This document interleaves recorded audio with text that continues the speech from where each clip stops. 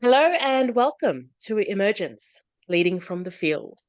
My name is Artemis Evangelidi and I am your host. This podcast shines a light on courageous leaders from around the world, leaders who are shaping the future in bold and inspiring ways. Moving beyond the boardroom, we feature authentic conversations with guests, the change makers, the visionaries, and innovators who are leading from experience, purpose, and heart, from the field where transformation takes place. These are conversations with people who are listening deeply, acting boldly, and are doing their part to shape a more conscious and connected world. Our conversations will offer a rare glimpse into how our guests have overcome challenges while spearheading innovations that have enabled them to lead from the front lines. Be inspired as our guests share their journeys. Today, I am delighted to welcome Marie Soprovich. Marie is a lifelong educator, entrepreneur, and mentor whose journey has always been guided by curiosity, creativity, and a deep belief in what's possible. With over 40 years of leadership in both education and business, Marie co founded Aquarian Networks Corp and led Aquarian Renovations to become one of Edmonton's most respected home renovation companies, not just through craftsmanship, but by cultivating a culture where people and potential could thrive. Beyond business, Marie is a passionate advocate for women's growth and leadership. She's a founding member of the Women Presidents Organisation Edmonton chapter, a connector in the Synergy Business Network, and serves as Director of Growth with the Global Institute for Evolving Women, an international platform devoted to conscious, heart centered leadership. Through her mentoring platform, Willing, Marie holds space for entrepreneurial women navigating life's pivotal moments, helping them find their voice, reclaim their confidence, and follow the quiet, persistent call that invites them to grow. For Marie, leadership isn't a title, it's an unfolding, a conversation between who we are and who we're becoming. Marie, welcome. Thank you. That's such a lovely introduction, even though I know it is just very honoring to hear the words of It's our accomplishments in life. absolutely. Um, you have such a varied background. You've done so many amazing things. Mhm. Um, I guess I'd love to ask you to share a little bit how your understanding of leadership has evolved over the decades, because your experience spans across education, entrepreneurship, mentoring. How has Mhm. that transformed for you? Well, leadership has always been something that has interested me. As a Even as a beginning teacher, my intention was to get into the leadership part of education, and truthfully, teaching is leading. We're all leaders. So I think the earliest understanding about leadership was that, you may not think you have a lot of things to lead, but we're all leaders in our own lives. So that part of leadership has been taken very seriously by me and many others, to know that you don't need an army behind you or a group of people or a team or anything. You just need to lead your own life. And when we do a good job of that and take full responsibility for leading our own lives, chances are that other leadership opportunities come along, because they just do. So that leadership, over the years, though, it is, I still think, is basically grounded in who I am as a human being. What are my values, my passion, purpose, the things that I think are important as to why I'm here on the planet, and whether I'm bringing that to the teaching in a classroom or the leadership in a school, or dealing with, parents or children on a playground, or taking over a business. It's the same kind of thing, seeing the human being in the circumstance, and being curious about, who do I need to be such that I can move this situation or these people forward, in understanding or growth, or um, joy, or hard times. Like, sometimes leadership, sometimes leadership is feels like hard work. Sometimes I can remember chatting with my son when we were traveling in Europe a year or so after his dad had passed away, and we just taking responsibility. I remember saying to him, "It's like sometimes I'm just tired of having to be brave all the time, but leadership Mm, is that. So it is finding our courage to keep a brave face even when things are hard." And things may not be going well, that the leadership comes from that core. So I'm not sure if that really mm, answers your question, but I think it's just over the years, it's deepened. My experience of leadership has deepened in a wide spectrum of what does leadership mean at different stages in life. And sometimes it is taking charge, being in the front of the room and, really leading from the front. And sometimes it's leading from behind or just within. And there comes the day when you're back to maybe just having to lead your own life the best way because the company might get sold or the business may close or the years mm. of education might be behind the formal stuff. So then there's the question, how do I lead now? I love that. I think, you've hit the nail right on the head. It's leading from within, which allows us then to kind of navigate what's going on around Mhm, us. I guess mhm, you say um, in your I've read in your bio before and in other mhm, conversations that I've heard you speak where you've said, it's about a almost a conversation between who we are and who we're becoming. mhm, And this, for me, taps straight into that concept of emergence, right? mm, So we're standing in the field, and this is who we are, and we're leading from where we stand. But what's mhm, coming? What wants to come? What wants to come through us? So, in the current chapter of your life, with mhm, your new expansion into the mentoring and the coaching work, what does mhm, that mean for you? What does emergence actually, mm, in real terms, how has that shown up in your life? mm. Such a good question. I ask myself a question almost every morning. Who who who do I need to be today in order to actually create the biggest impact, whether it's for myself or clients that I may have or family? It's like, who do I really need to be? Do I need to be that brave one? Do I need to be the one who's supporting from behind? Do I need to be the one who's connecting? So, once you have a long career, you've got a lot of friends, a lot of people. And that's true for me.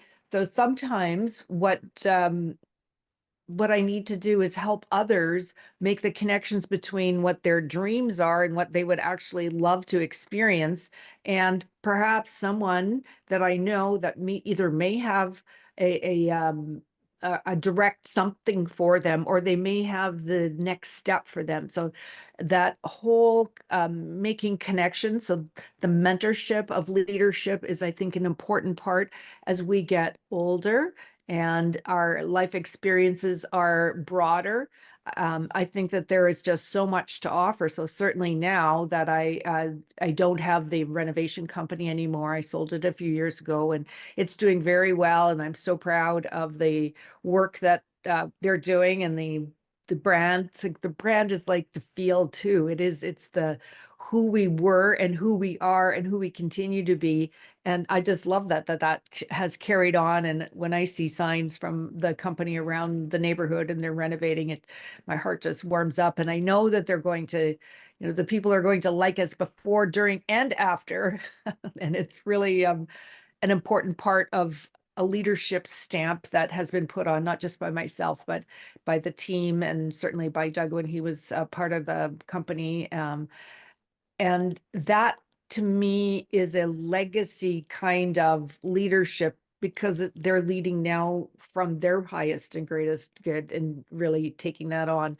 So what is it for mine to do right now? It's more about working with women. And so I've been involved with certainly with JIFU for many, many years. And that the vision of the Global Institute of Revolutionary Women is one that I really get behind. And it's all about creating a new culture on the planet and the transformation of humanity through the aligned power of evolutionary women. So the role women can play if they choose to take on the mission to really be that impactful, um, perhaps softer, but maybe perhaps even a stronger or gentle strength that actually moves us forward in ways that's not, I'm going to say pushy, or I don't know. There's a lot of mean-spirited things out there. It doesn't need to be like that in Mm, order to create transformation. So I I would like to think I appeal to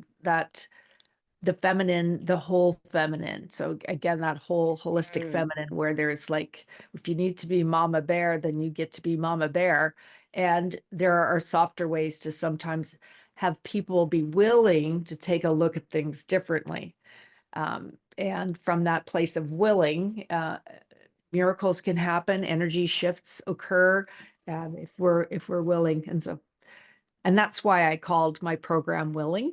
It was mm, willing is a word that comes often in. I study the Course of Miracles, and I certainly am a follower of Marianne Williamson's work. And in the Course of mm. Miracles, it's often spoke about the willingness. So if we're willing to see things differently, what we see will be different. And that willingness takes down the barriers of I can't, or I'm victim, or I'm not good enough, or all of that. I'm willing to see this differently. I'm willing to step up. I'm willing to let go of my old um, way of thinking or ways of viewing myself, that self-limiting beliefs that we have. I'm willing to take a look at them I'm willing to let them go. And when that happens, um, magic, miracles, life shifts.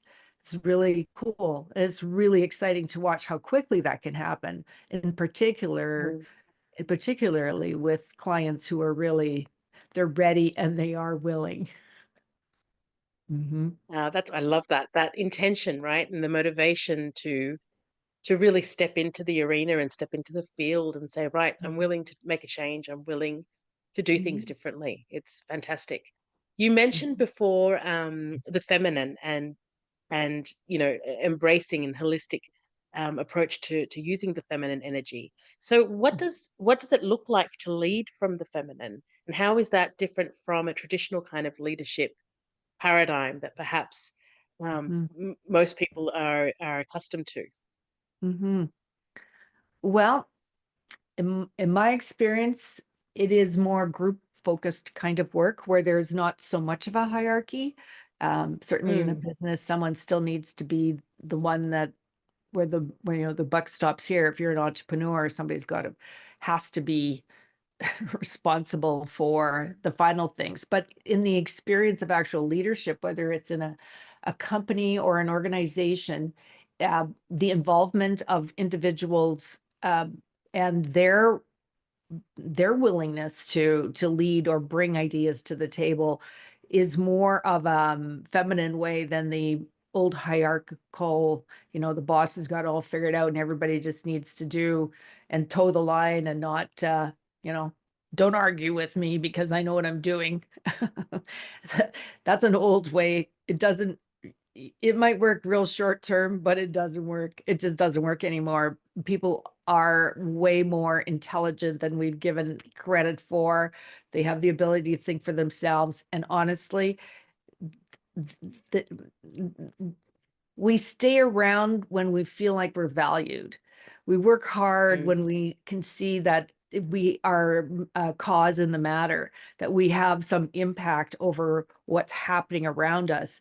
And if those things are taken away in a very authoritarian, old top-down model, there's resentment and there's, lots of things that are not very nice that come out, and it's not in our highest and best interest. So either people leave or they start fighting back or there's sabotage or there's all kinds of stuff doesn't work well. So I don't know. I think collaborative leadership with someone who's taken responsibility and accountability for what goes on is just a healthier way that brings more of the goods of everyone in the organization to the table. So We get to show Mm, up. We get to play a bigger game. We're not playing small or doing things out of fear because, you know, that that we may not, I don't know, we may disappoint someone. Well, we do that to disappoint someone, but um, yeah, that whole field work changes. I remember once, yeah. Artemis, I gave my dad a birthday card. So I grew up on a farm and he was a really smart man, although he only had great education. He grew up in the 30s and there was out in the woods, there was no education beyond if, if you're lucky, you got to grade 8. And he had a wicked sense of humor and he read a lot of books and did things. And one of the cards I gave him as I don't know, maybe I was in my early 20s, was this guy who was standing out in his field, with a cow pasture or whatever. And so, my dad is outstanding in his field. And he roared with laughter because you get it on both levels. He really was. He was an amazing person who had big dreams and, did we built golf course. He worked and created a community. I mean, they were people who really put the little town that we grew up on the map. And he Mm, just roared with laughter. And I think that understanding that we're outstanding in our field, like think about it. Whatever it is that we're up to, we can see it. And maybe we're just a farmer standing in a field, but maybe we are really someone who's transforming humanity. And we are mm. outstanding in our field, in our leadership, and in the programs that we run, or the people that we bring joy to, the difference we make in our communities. So that's kind of neat. So you're someone in my mind who's outstanding in her field. And so are you, my friend. It's interesting how you say that because if I think of if I go back to Aquarian renovations, and that company became one of Edmonton's most respected companies, but it wasn't just for the work, right? It was for the culture. Mhm, How did you intentionally design the culture to be this way? What what are mhm, the tools or the tricks or the tips that you used that mhm, allowed you to do that? Because a lot of people are trying to build conscious mhm, cultures, conscious businesses, and they just can't seem to break free of that systemic influence. Now, in a construction company, in a renovation company, in that industry, mhm, there are some really deeply embedded, um, mhm. I guess, legacy issues. How did you navigate that? And I find that quite fascinating. Hmm. Well, it was really I'm going to credit Doug and his philosophy on life for Mm, how he set things up. He was a human being who was just a remarkable leader who led from within. So, and when we set up our company back in the early 90s, our first intention was not about turning it into a renovation or construction company. That came later. And certainly construction and renovation or building new homes or building high rises and things like that was part of his background. So he had the building part of it, but we started the business. He wanted to create art, really, is what he wanted to do. He wanted to create something that made an impact and had a message with it. And it was something that we could work on together, even though I was teaching and, he was doing these things. And it's like, I will work my whole life long for you to build your dream and that we create that. And the whole vision of what we wanted to do was no matter what we do, is that we grow our people to their full potential.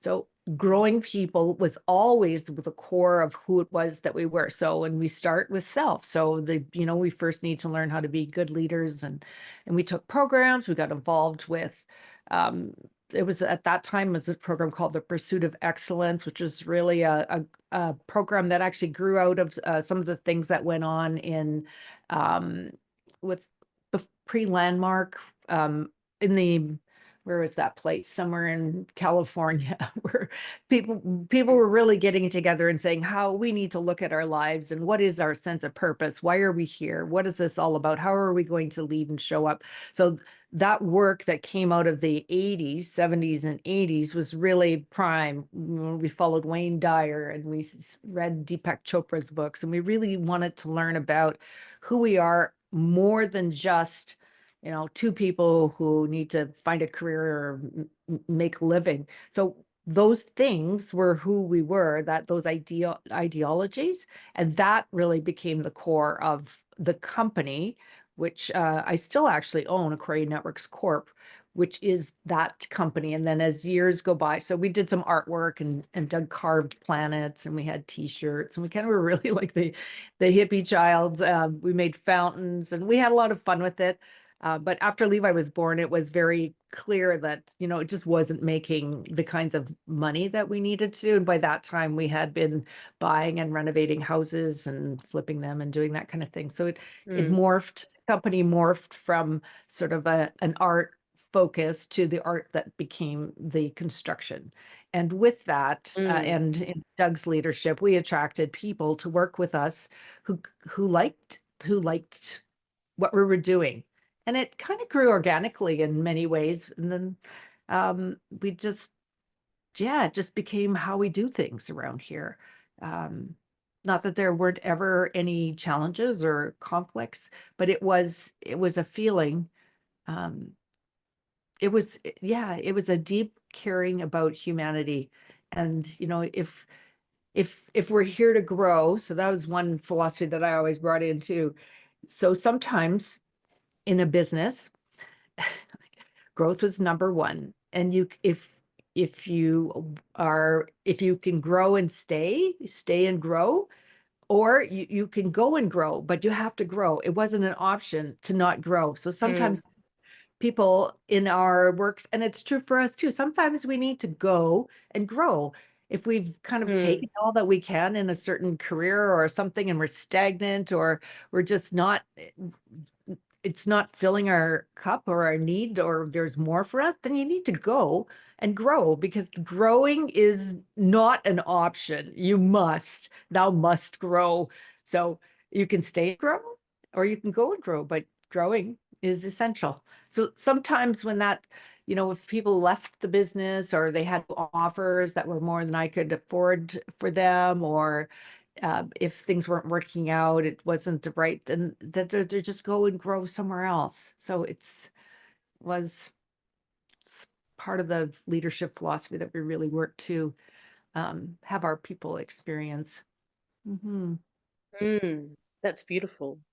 I guess there are so many analogies between um, building, creating, renovating, um, being, bringing beautiful things to life Hmm. in, for example, buildings and um, all those beautiful creative pursuits that come with bringing something to life like that, that you can apply also to building lives, careers, communities.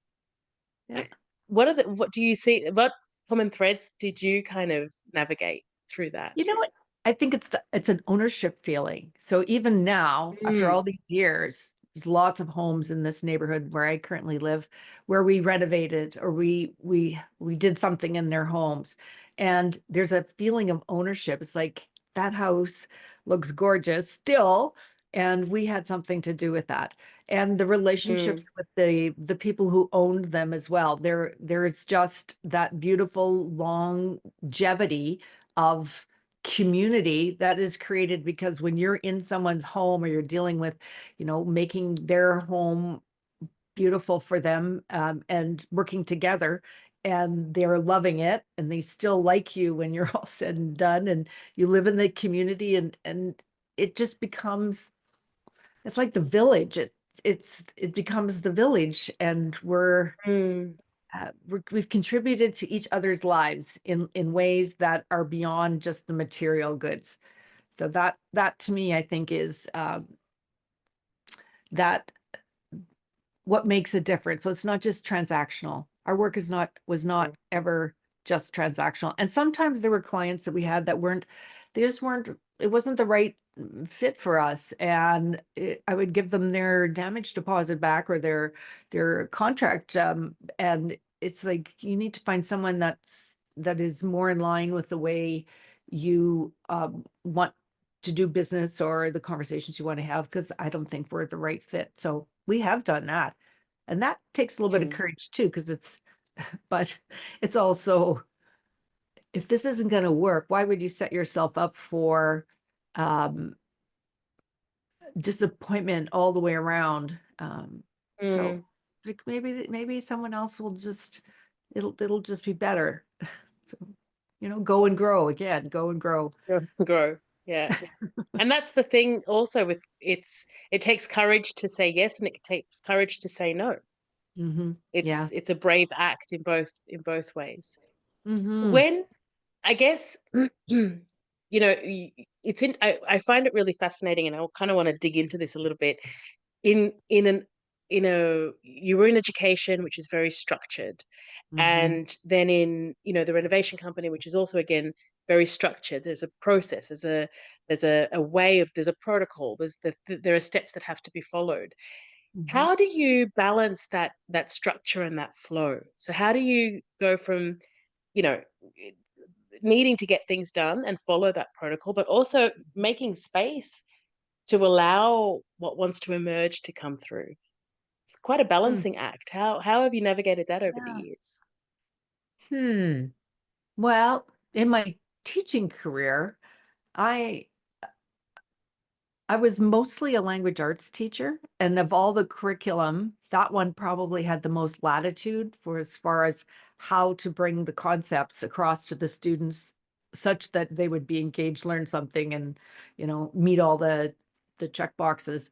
So in some of my classes when I was teaching, there was so much creativity and fun as to how we deliver the curriculum and get kids to learn how to, whether it's writing a business letter or understanding certain genres of poetry or different parts of literature, if they're made relevant to who they are as human beings and the understanding of they can see themselves in the, whether it's a film study or a letter writing, and you certainly have to learn how to write the business letter, but I had them write people that we actually had studied about in our literature and occasionally get a response back, which happened actually for a couple of my classes over a few years.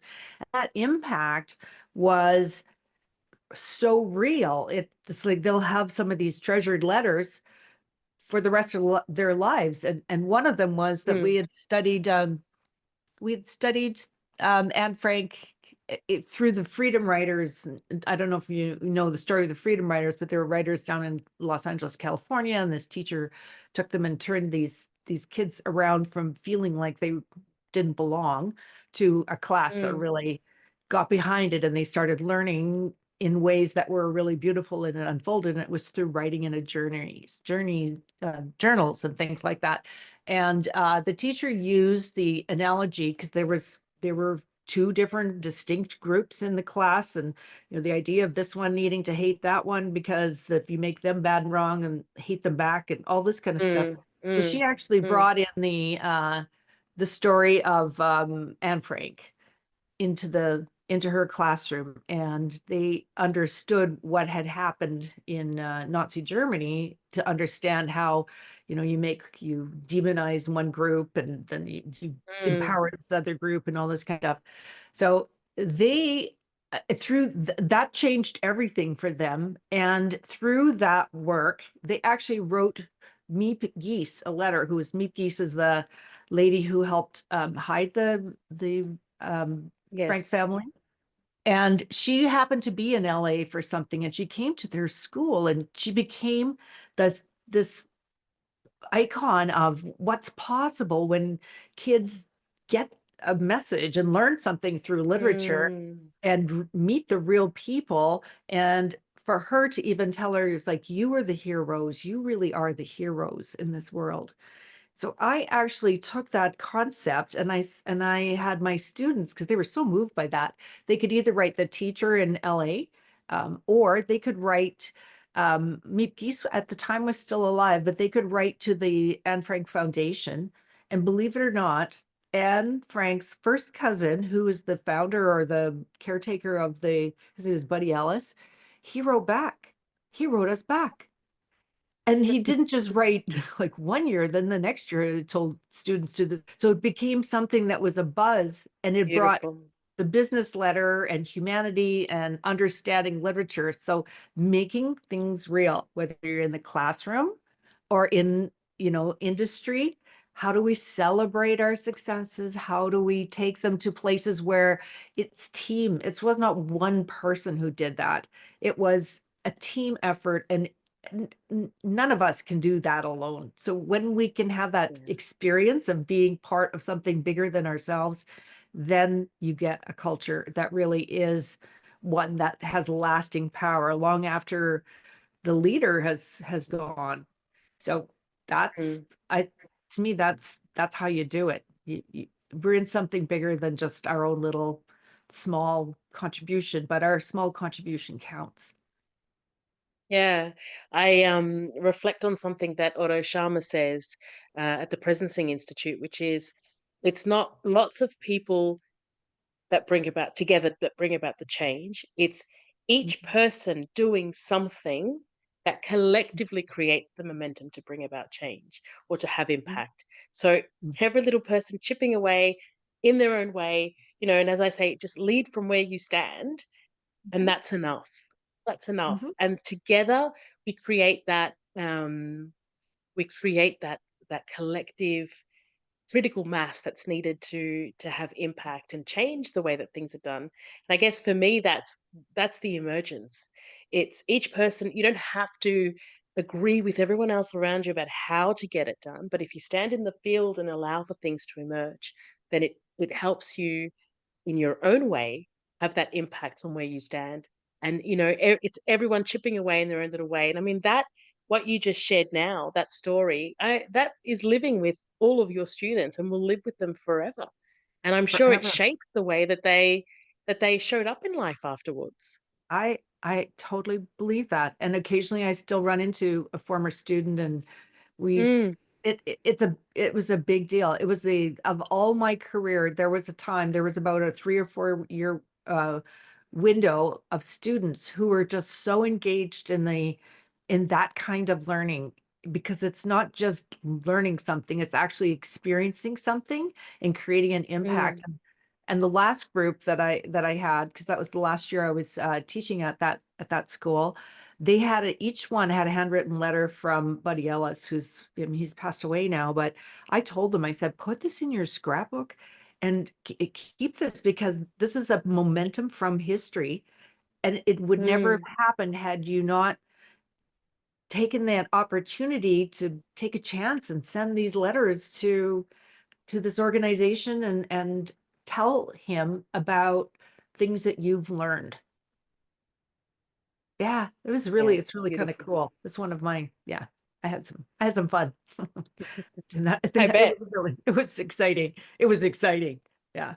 I bet. Marie, you mentor women through life's pivotal moments.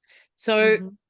I guess I'm interested to hear your experience and your take on this. What are some of the common, I guess, blockages that Mhm. women face in Mhm. midlife or during moments of transition? Because we always say the blockages and the limitations are all the ones that we carry within. But you're Mhm. you're actually in the field doing this work. What's showing up for you in with the women that you work with? Hmm. I think mostly it's believing in themselves. So confidence is a big part of it, and someone believing back in them. So we need to get our mindset such that we're talking kindly to ourselves in our own Mm, heads. Sometimes we need to hear it from others.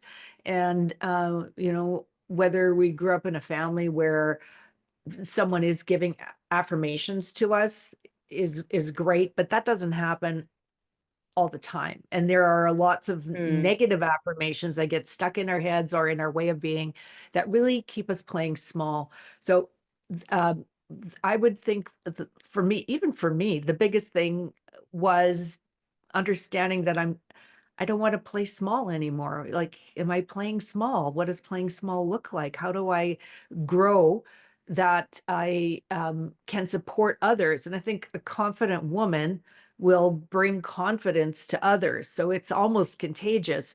And so I host gatherings in my home once every 5 to 6 weeks. And we gather a collection of women. Some of them have been through programs like the Global Institute for Revolutionary Women. Some have been through other programs. Some have just friends. And but the common thing is that we come together to listen to one another. First of all, we have some food and we talk a lot.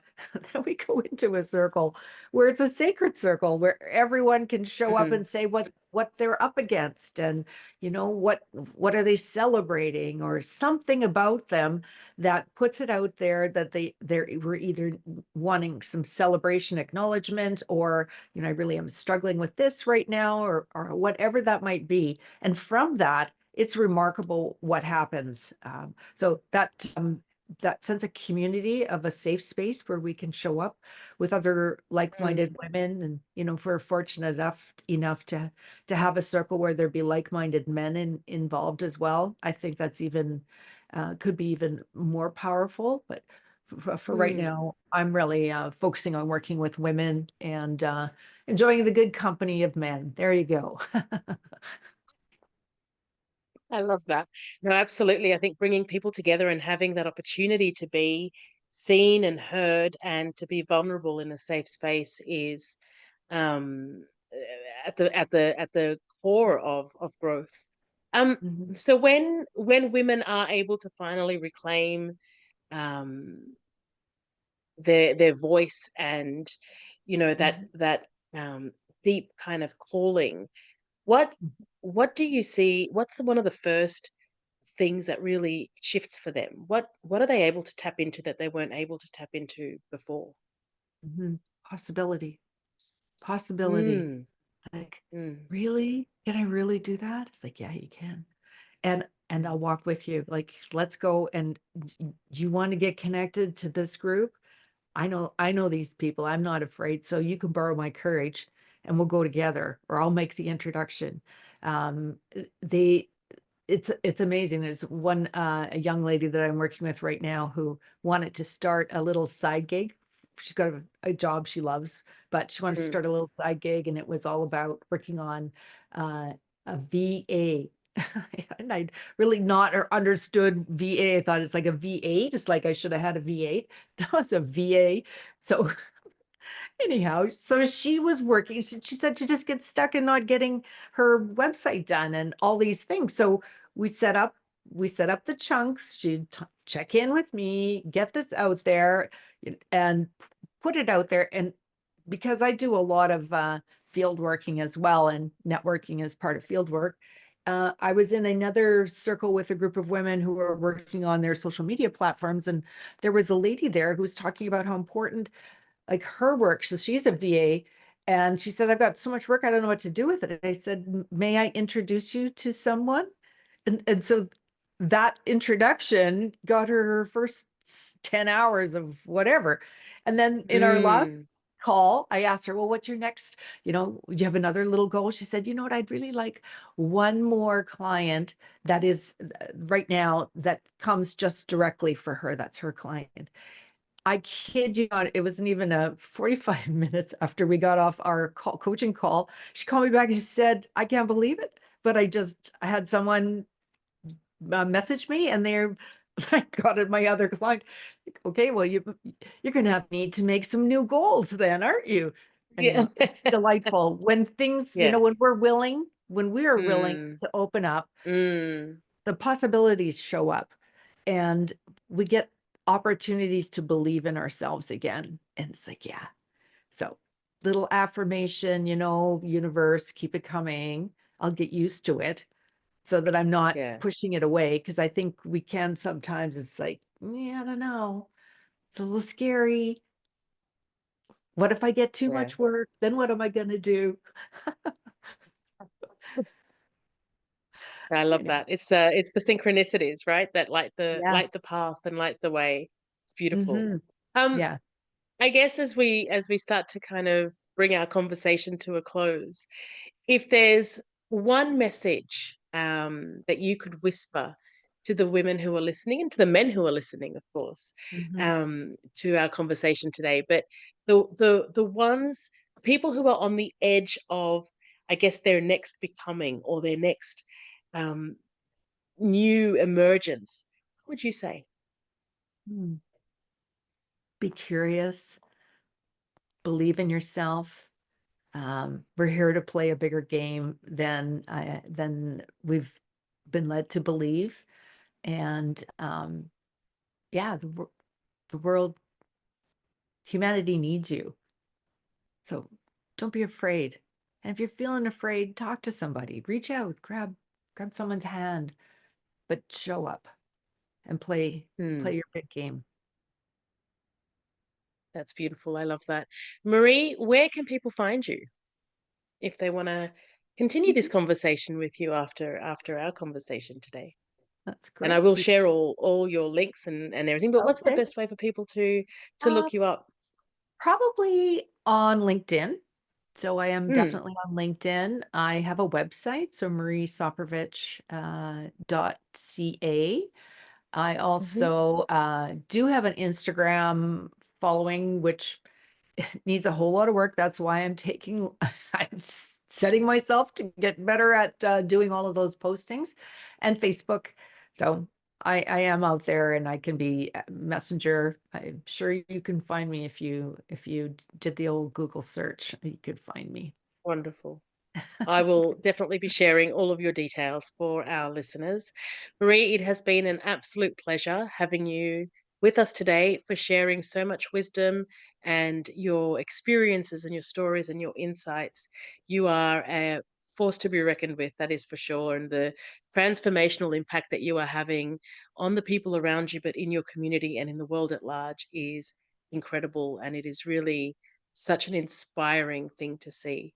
Thank you so much for your time and for your wisdom today. Mm, thank you. Thank you, Artemis.